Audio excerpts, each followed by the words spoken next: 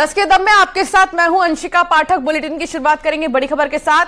Greater Noida से आ रही खबर सीमा हैदर से जुड़ी। सीमा सचिन को लेकर महापंचायत होगी और मिथिलेश और गीता भाटी के खिलाफ महापंचायत होगी। मिथिलेश की अगर बात करें तो ये वही है जिसने सचिन को लप्पू और झिंगुर कहा था।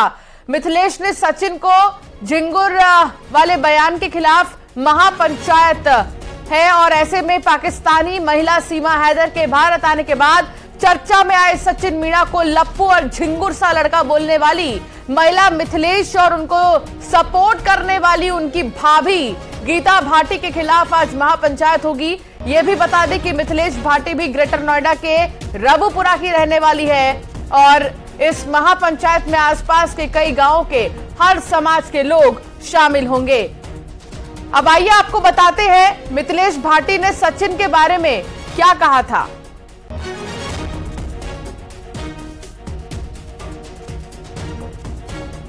सचिन में लप्पू सा सचिन, झिंगर सा लड़का, बोलना या पे आवे ना, बोलिए पावे ना, और कभी बोलने की कोशिश करे तो सीमा हैदर हाथ पकड़ ले और मुंह पे हाथ रख दे। ये प्यार है सचिन में लप्पू। वायरल वीडियो में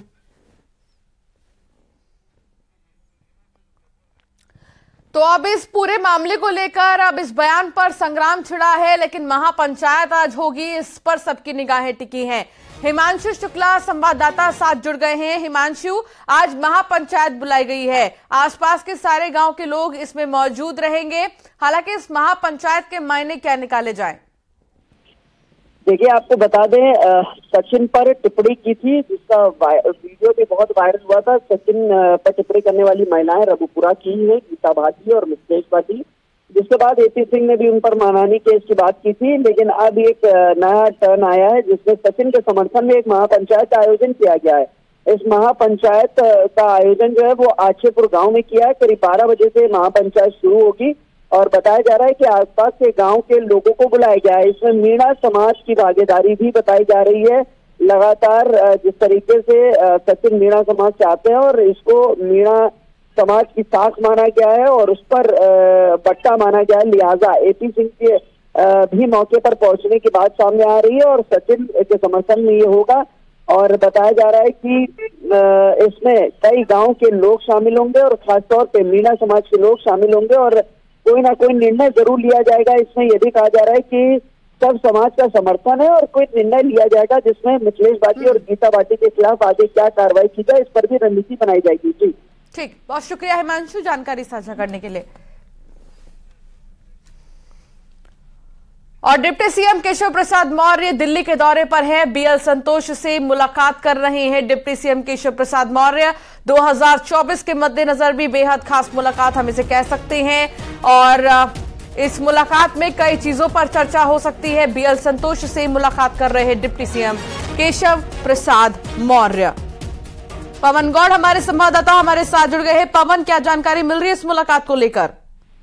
देखिए, उत्तर प्रदेश के उप मुख्यमंत्री केशव प्रसाद मौर्य बीजेपी के राष्ट्रीय संगठन महामंत्री बीएल संतोष के साथ मुलाकात कर रहे हैं। ये मुलाकात जो है बीजेपी मुख्यालय की जो विस्तार बिल्डिंग है उसमें चल रही है। अगर मुलाकात के मुद्दों की बात करें तो हाल ही में कुछ दिन पहले बीएल संतोष ने उत्तर प्रदेश का दौरा किया था, तो वहां आगामी लोकसभा चुनाव को लेकर रणनीति तैयार की गई थी। उन्हीं सब विषयों को लेकर यहाँ चर्चा हो रही है किस तरह से केशव प्रसाद मौर्य का रोल रहने वाला है बड़ा, क्योंकि केशव प्रसाद मौर्य जो है बड़े ओबीसी चेहरे हैं उत्तर प्रदेश की राजनीति की अगर बात करें तो ऐसे में वो लगातार सिर्फ उत्तर प्रदेश ही नहीं आसपास के जो चुनावी राज्य होते हैं उसमें भी उनकी भूमिका अहम हो जाती है। तो ऐसे में केशव प्रसाद मौर्य जो है बीएल संतोष के साथ मुलाकात कर रहे हैं और लोकसभा चुनाव की तैयारियों को लेकर चर्चा कर रहे हैं। बहुत शुक्रिया पवन जानकारी साझा करने के लिए। तो रविवार शाम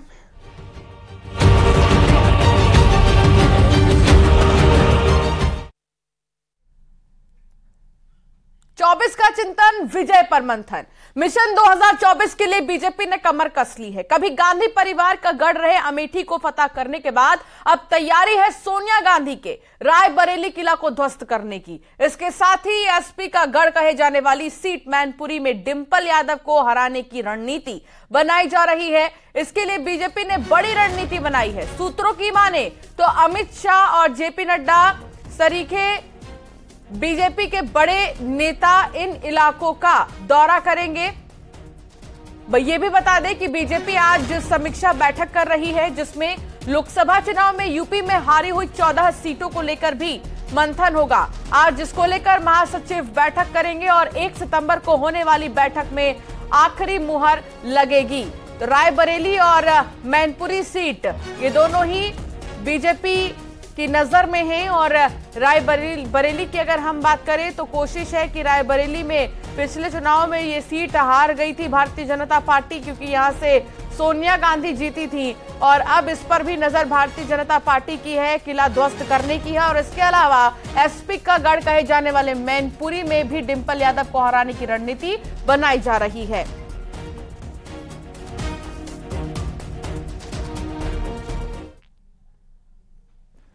नोएडा में 15,000 करोड़ के जीएसटी फ्रॉड मामले में पुलिस ने आरोपियों के दिल्ली स्थित घर पर नोटिस चिपका दिया है और मुनादी कराई है। नोटिस चस्पा के बाद आने वाले दिनों में कुर्की की कार्रवाई की जाएगी। आरोप के मुताबिक इन लोगों ने हजारों फर्जी फर्म बनाकर सरकार को करोड़ों रुपए का चूना लगाया था। ये भी बता दें कि इस मामले में 3 आरोपियों अजित गोयल, प्रदीप गोयल और अर्जित गोयल पर 25-25 हजार का इनाम भी घोषित किया गया है। पुत्र बिश्रीलाल उक्त दोनों अभियुक्त निवासी 30-7 तृतीय तल कॉटेज रोड आदर्श नगर दिल्ली के रहने वाले हैं, जो कि मुकदमा अपराध संख्या 20 नोएडा पर दर्ज है। अतः माननीय न्यायालय के आदेश से दोनों पर घोषित किया गया है। अतः अर्जित गोयल पर दर्ज मुकदमा अपराध संख्या 203/।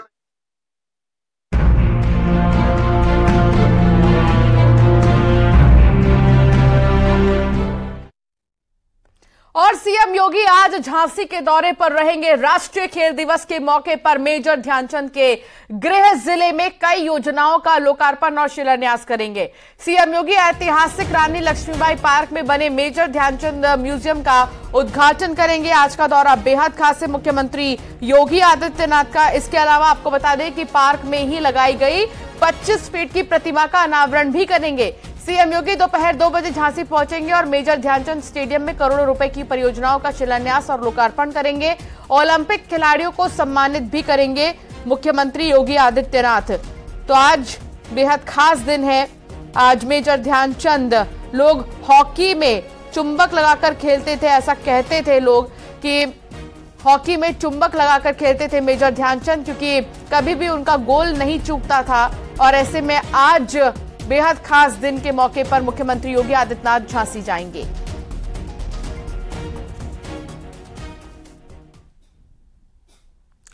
एसपी नेता स्वामी प्रसाद मौर्य के बयान पर बीजेपी ने करारा प्रहार कर दिया है। मंत्री कपिल देव अग्रवाल ने एसपी मौर्य पर निशाना साधते हुए कहा कि स्वामी प्रसाद नाम के आगे मौलाना लगा लें और टोपी लगाकर कलमा पढ़ें। ये बता दें कि स्वामी प्रसाद मौर्य ने हिंदू धर्म को लेकर विवादित बयान दिया था, जिसके बाद लगातार अलग अलग प्रतिक्रियाएं अब सामने आ रही हैं।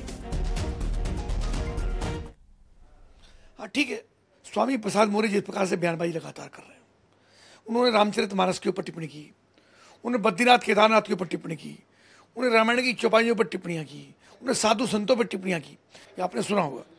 तो स्वामी प्रसाद मौर्य की बुद्धि मति हल्ली गई है। उनको स्वामी शब्द हटा करके अपने नाम के सामने मौलाना लगाना चाहिए।